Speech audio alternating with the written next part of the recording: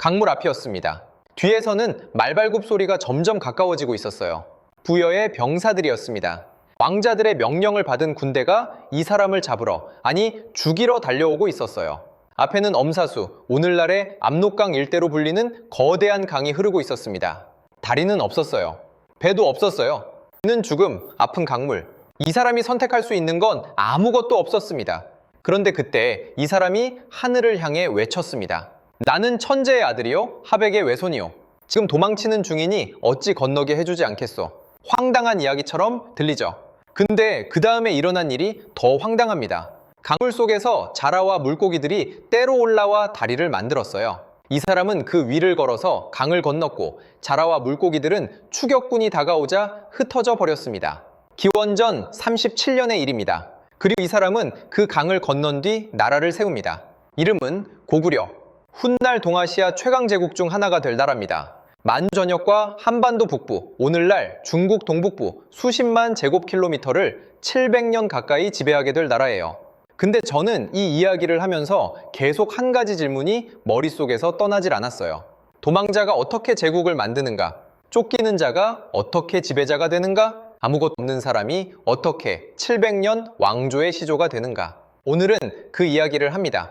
고구려의 처당, 주몽. 그가 어떻게 태어났고 어떻게 버려졌으며 어떻게 살아남았고 결국 어떤 나라를 만들었는지, 그리고 그 나라가 오늘 우리에게 무엇을 남겼는지. 자, 먼저 이 사람이 누구인지부터 짚고 가야 해요. 기원전 58년경입니다. 부여란 나라가 있었어요. 지금의 중국 길림성, 만주 일대에 위치한 나라였는데 당시 동북에서는 꽤 강한 세력이었습니다. 그 나라의 왕은 금화왕이었어요. 어느 날 금화왕이 우발수, 강가에서 한 여인을 만납니다. 여인의 이름은 유화. 그녀는 강의 신 하백의 딸이라고 했어요. 그리고 하늘의 신 해모수와 사랑을 나눴다가 버림받고 강가를 떠돌고 있다고 했습니다. 금화왕은 이 여인을 불쌍히 여겨 궁궐에 별실해 드렸어요. 그런데 이상한 일이 벌어집니다. 햇빛이 유화를 쫓아다녔어요. 유화가 피하면 햇빛도 따라갔습니다. 그렇게 햇빛을 봤더니 유화가 임신을 했어요. 그리고 낳은 것이 알이었습니다. 커다란 알. 금화왕은 불길한 징조라 생각했어요. 알을 마굿간에 버렸습니다. 말들이 밟아 죽이길 기대했던 거예요. 근데 말들이 그 알을 피해 다녔습니다. 들판에 버렸습니다. 새와 짐승들이 알을 덮어 따뜻하게 품었어요. 금화왕이 직접 깨려 했지만 깨지지 않았습니다. 결국 유화에게 돌려보냈어요. 그리고 그 알에서 사내아이가 나왔습니다. 태어나자마자 활을 만들어 파리를 쏴 맞췄다고 해요. 부여 말로 활 잘 쏘는 사람을 주몽이라 불렀는데 그래서 이 아이의 이름이 주몽이 됐습니다.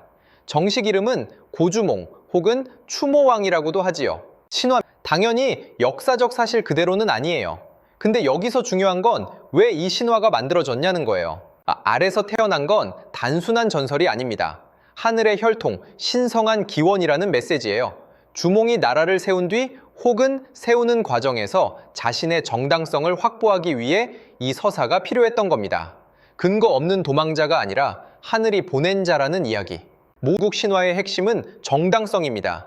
나는 태어날 때부터 달랐다는 말이에요. 자, 이 주몽의 유년 시절로 가야 해요. 주몽은 부여 왕궁에서 자랐습니다. 금화왕의 아들들, 그러니까 왕자들과 함께요. 금화왕의 아들은 7이었는데 그중 마디가 대소였어요. 그리고 주몽은 7 왕자보다 활을 훨씬 잘 쐈습니다. 이게 문제였어요. 어렸을 때야 그냥 재주 좋은 아이 취급이지만 나이가 들면서 이건 위협이 됩니다. 주몽은 태생이 불분명해요. 아버지 없이 태어난 아이입니다. 어머니 유화는 왕비도 아니고 버려진 여자예요.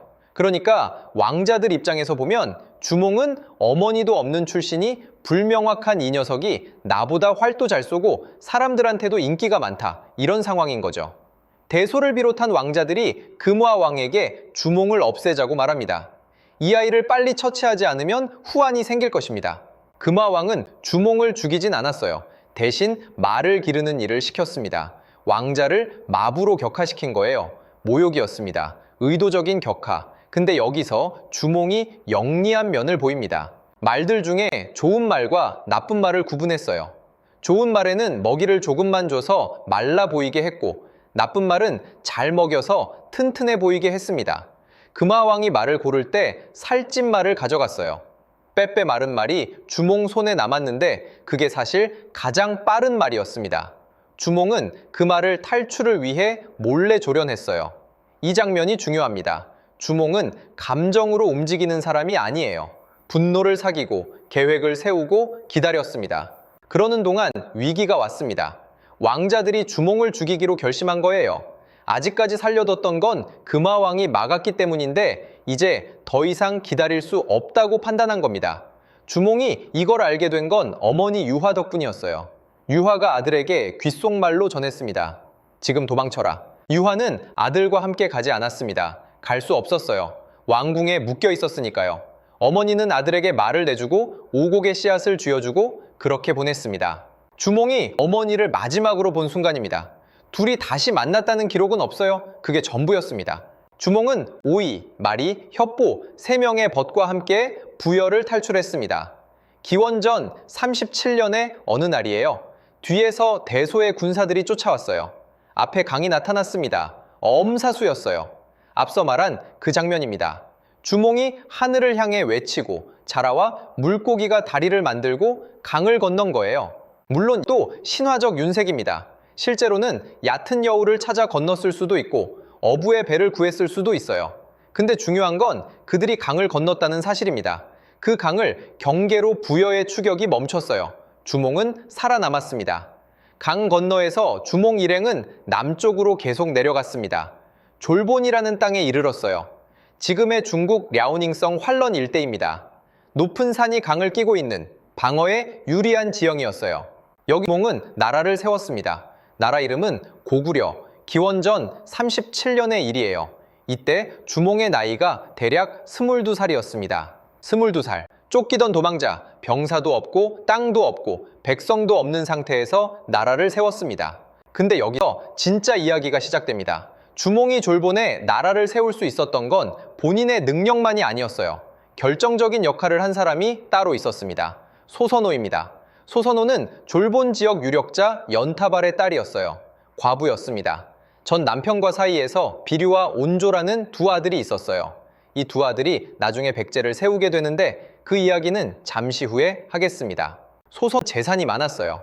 연타발이 죽은 뒤 그 재산을 물려받았거든요. 그리고 졸본 일대에서 영향력이 있었습니다. 사람도 있고 땅도 있고 돈도 있었어요. 주몽과 소선호가 결혼했습니다. 이게 단순한 결혼이 아니에요. 소선호의 재산과 지역 기반 위에 주몽의 카리스마와 정치적 명분이 올라탄 구조입니다. 소선호 없이는 고구려의 건국이 그렇게 빨리 이루어지기 어려웠어요. 근데 역사는 소선호를 철저히 지웠습니다. 삼국사기에 나오는 소선호는 짧게 언급될 뿐이에요. 고구려의 건국 서사에서 소선호의 역할은 극히 축소되어 있습니다. 왜일까요? 나라 세운 왕이 여자의 도움으로 세웠다고 하면 신화가 약해지기 때문입니다. 하늘의 아들이 땅의 여자 재산으로 나라를 세웠다는 이야기보다 천재의 아들이 하늘의 뜻으로 나라를 세웠다는 이야기가 훨씬 강력하잖아요. 권력은 항상 자신에게 유리한 방향으로 역사를 씁니다. 고구려도 예외가 아니었어요. 자, 이제부터가 이 이야기의 반전입니다. 주몽이 고구려를 세우고 얼마 지나지 않아 부여에서 한 청년이 찾아옵니다. 기원전 19년의 일입니다. 주몽이 나라를 세운 지 18년째 되던 해예요. 그 청년의 이름은 유리였습니다. 유리가 주몽에게 말했어요. 제가 왕의 아들입니다. 주몽은 유리의 말을 믿지 않았어요. 증거를 요구했습니다. 여기서 유리가 꺼낸 것이 있었는데 부러진 칼의 한쪽이었어요. 주몽이 그 칼 조각을 받아들었습니다. 주몽에게도 반쪽이 있었어요. 부여를 탈출하기 전 유화의 뱃속에 아이가 있다는 걸 알고 주몽이 남겨둔 것이었어요. 만약 내 아들이 태어나면 이 칼의 반쪽을 증거로 갖고 찾아오라. 두 조각을 맞췄습니다. 딱 맞았어요. 주몽은 유리를 태자로 삼았습니다. 소선호의 두 아들 비류와 온조는 밀려났어요. 소선호의 입장에서 생각해보세요. 자기 재산으로 나라를 세우는 것을 도왔는데 자기 아들들이 왕위를 이을 거라 생각했을 겁니다. 근데 갑자기 부여에서 전 부인의 아들이 나타나 태자가 됐어요. 소선호는 결국 두 아들을 데리고 남쪽으로 떠났습니다. 그리고 비류와 온조는 각각 나라를 세웠어요. 온조가 세운 나라가 백제입니다. 건국의 그늘에서 백제가 탄생했습니다. 역사의 아이러니가 참 기막히죠. 고구려를 세운 주몽이 결국 자기 손으로 백제의 씨앗을 뿌린 셈이니까요. 훗날 두 나라는 수백 년을 피 터지게 싸우게 됩니다. 그리고 유리가 태자가 된 그해 기원전 19년 주몽이 죽었습니다. 나이 40. 그게 전부였어요. 고구려를 세운 지 18년 만이었습니다. 쌓이는 기록이 없어요. 삼국사기는 그저 왕이 승하하셨다 고만 씁니다. 유리가 왕위를 이었어요. 주몽은 짧게 살았습니다. 근데 그 짧은 삶 안에 무서운 밀도가 있었어요. 자, 주몽이 세운 나라가 어디까지 컸는지 한번 봐야 해요. 주몽이 죽고 한 세대, 두 세대가 지나면서 고구려는 조금씩 영역을 넓혀갔습니다. 주변의 작은 나라들을 하나씩 흡수하고 한 나라의 낙랑군과 끊임없이 충돌했어요. 고구려의 정체성은 태생부터 팽창이었습니다. 졸본이라는 작은 땅에서 시작해서 계속 밖으로 뻗어나가는 것, 그게 고구려의 본능이었어요. 그렇게 400년이 지났습니다. 4세기 광개토대왕의 시대가 왔습니다. 광개토대왕은 18세에 왕위에 올라 22년간 재위하면서 동아시아의 판도를 바꿔놓았어요. 만주와 한반도 북부, 요동 전체, 거란과 숙신의 땅까지 집어삼켰습니다. 정복한 지역만 64개 성, 1,400개 촌락. 당시 기준으로 동아시아에서 가장 넓은 땅을 가진 나라가 됐어요. 그 기반은 주몽이 졸본 땅에 세운 고구려였습니다. 주몽이 22살에 시작한 나라가 400년 뒤에 대륙을 주름잡게 된 거예요. 근데 여기서 흥미로운 질문이 생깁니다. 고구려가 그렇게 강해질 수 있었던 이유가 뭔가요? 단순히 군사력이 강해서였을까요? 그렇지 않습니다. 고구려의 힘은 지형에서 나왔어요. 졸본, 그리고 나중에 수도를 옮긴 국내성은 모두 산악지형입니다. 강이 끼고 산이 막아서는 요새 같은 땅이에요. 주몽이 처음 자리를 잡을 때부터 이미 군사적으로 방어에 유리한 곳을 골랐던 겁니다. 고구려는 일찍부터 중원 세력과 싸우는 법을 배웠어요. 한나라, 위나라, 수나라, 당나라. 중원의 대제국들이 고구려를 건드렸다가 번번이 물러났습니다. 수나라 양제는 113만 대군을 이끌고 고구려를 침공했다가 을지문덕에게 살수해서 박살이 났어요. 그 패전의 충격이 수나라 멸망의 도화선 중 하나가 됐습니다. 당태종도 고구려를 쳤다가 안시성에서 막혔어요. 안시성 성주 양만춘이 88일 동안 버티면서 당나라 대군을 돌려 세웠습니다.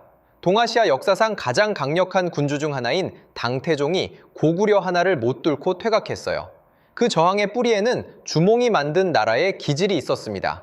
고구려 사람들은 태생부터 싸워서 살아남는 법을 알고 있었어요. 주몽 자신이 그랬으니까요.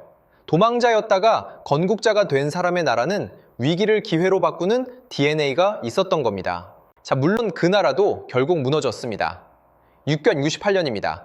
신라와 당나라 연합군에 의해 고구려는 멸망했어요. 주몽이 나라를 세운 지 705년 만이었습니다. 마지막 왕은 보장왕이었어요. 보장왕은 당나라로 끌려갔고 고구려의 귀족들과 백성들은 각지로 흩어졌습니다. 수십만 명이 당나라 땅으로 강제 이주당했어요. 수십만 명. 그게 전부였어요. 700년 나라가 사라지는 데는 오래 걸리지 않았습니다. 당나라는 고구려 땅에 도호부를 설치하고 직접 지배하려 했어요. 고구려의 역사는 기록에서 지워지거나 중권의 역사 속에 편입되려 했습니다. 자, 여기서 이 이야기에서 가장 불편한 진실을 봐야 합니다. 고구려의 역사는 지금도 싸움 중입니다. 2002년 중국이 동북공정이라는 역사 프로젝트를 시작했어요. 중국 사회과학원 주도로 진행된 이 프로젝트는 고구려를 중국 지방 정권의 역사로 편입하려는 작업이었습니다. 고구려가 중국 땅에 있었으니 중국 역사라는 논리예요. 번역하면 고구려는 한국 역사가 아니라 중국 역사다 이 말이에요. 한국은 즉각 반발했습니다. 외교적 마찰이 생겼어요. 학자들이 들고 일어났고 시민들도 분노했습니다. 근데 이 논쟁이 단순히 감정적인 문제만은 아니에요. 역사 주권의 문제입니다. 고구려가 어느 나라의 역사냐는 질문은 결국 그 땅과 그 사람들에 대한 오늘날의 권리 주장과 연결될 수 있거든요. 주몽이 세운 나라는 이미 사라진 지 1300년이 넘었습니다. 근데 그 나라를 어떻게 기억하느냐의 싸움은 지금 이 순간에도 계속되고 있어요. 그럼 다시 처음으로 돌아가 볼게요. 기원전 58년 알에서 태어난 아이가 있었습니다. 아버지가 없었어요. 출신이 불분명했어요. 왕궁에서 자랐지만 왕자로 인정받지 못했고 결국 쫓겨났습니다. 22살의 도망자 신세로 강을 건넜어요. 손에 쥔 건 어머니가 준 씨앗 한 줌과 빠른 말 한 마리뿐이었습니다. 근데 그 사람이 나라를 세웠어요. 700년이 넘게 지속된 나라를요. 주몽의 삶에서 제가 가장 오래 생각한 장면은 탈출 장면이 아닙니다. 건국 장면도 아니에요. 유리가 찾아왔을 때의 장면입니다. 주몽은 부여를 탈출할 때 예씨의 뱃속에 아이가 있다는 걸 알면서도 기다릴 수 없었어요. 어머니도 두고 나왔고 태어나지 않은 아이도 두고 나왔습니다. 살기 위해서였어요. 18년 뒤 아들이 찾아왔습니다. 주몽은 칼 조각을 맞춰보고 아들을 알아봤어요. 그 순간에 주몽이 무슨 생각을 했을지 기록에는 없습니다. 아들을 처음 안아보는 감정인지 아니면 왕조의 계승을 확인하는 냉정한 계산인지 그 둘이 뒤섞인 무언가인지 역사는 그 감정을 기록하지 않았어요. 기록에 남은 건 행동뿐입니다. 주몽은 유리를 태자로 삼았고 그해 죽었습니다. 저는 주몽이라는 사람에게서 계속 한 가지 이미지가 떠올랐어요. 항상 뭔가를 두고 가는 사람, 어머니를 두고 갔어요. 뱃속에 아이를 두고 갔습니다. 소선호를 두고 갔어요. 그리고 결국 자기 삶도 40에 끝냈습니다. 근데 그 두고 간 것들 위에서 역사가 만들어졌어요. 고구려가 만들어졌고 백제가 만들어졌습니다. 훗날 신라와 함께 한반도 삼국시대의 지형이 완성됐어요. 주몽 한 사람이 뭔가를 두고 갈 때마다 새로운 나라가 태어났습니다. 그게 신화처럼 보이는 이유가 있어요. 신화는 원래 이런 구조거든요. 한 사람이 희생하고 떠남으로써 더 큰 무언가가 생겨나는 이야기. 고구려는 668년에 멸망했습니다. 근데 고구려 사람들이 다 사라진 건 아니었어요. 흩어졌을 뿐입니다. 당나라로 간 사람들도 있고 신라 땅에 흡수된 사람들도 있었어요. 발해를 세운 대조영도 고구려 유민 출신이라는 설이 있습니다. 나라는 사라졌지만 사람은 남았어요. 그 사람들이 다음 이야기를 이어갔습니다. 그러니까 주몽이 시작한 건 나라가 아니라 하나의 흐름이었는지도 몰라요. 1400년이 지난 지금 우리는 고구려의 영토 위에서 살고 있지 않습니다. 고구려가 지배했던 땅 대부분은 중국의 영토예요. 주몽이 나라를 세운 졸본도, 광개토대왕이 지배했던 만주도 지금은 중국 땅입니다. 그럼 고구려는 우리 역사인가요? 아닌가요? 이 질문에 대해 저는 답을 내리지 않을 겁니다. 역사는 경계선으로 자를 수 있는 게 아니거든요. 어느 땅에 있었느냐가 아니라 어느 사람들이 만들었고 어떤 문화를 이어받았느냐로 봐야 한다고 생각하지만 그것도 하나의 관점일 뿐입니다. 다만 이건 말할 수 있어요. 기원전 37년 22살짜리 도망자가 강을 건넜습니다. 그리고 나라를 세웠어요. 그 나라는 700년 넘게 중원의 강대국들과 싸웠고 수나라를 무너뜨리는 데 일조했으며 당태종을 돌려세웠습니다. 그리고 1300년이 지난 지금 그 나라의 역사를 어떻게 기억할 것인가를 두고 두 나라가 여전히 싸우고 있어요. 잊힌 게 아닙니다. 그냥 이름이 바뀐 싸움이 계속되고 있는 거예요. 주몽이 강가에서 하늘을 향해 외쳤을 때 그는 살아남고 싶었을 겁니다. 오늘 하루를요, 그 하루 살아남으려는 몸부림이 700년 역사가 됐습니다. 그게 역사의 이상한 점이에요. 위대한 시작이라고 알려진 것들이 알고 보면 대부분 그냥 살아남으려는 발버둥에서 시작됐습니다. 주몽도 그랬어요. 그러면 우리가 지금 하고 있는 발버둥은 천천년 뒤에 어떤 이름으로 불리게 될까요?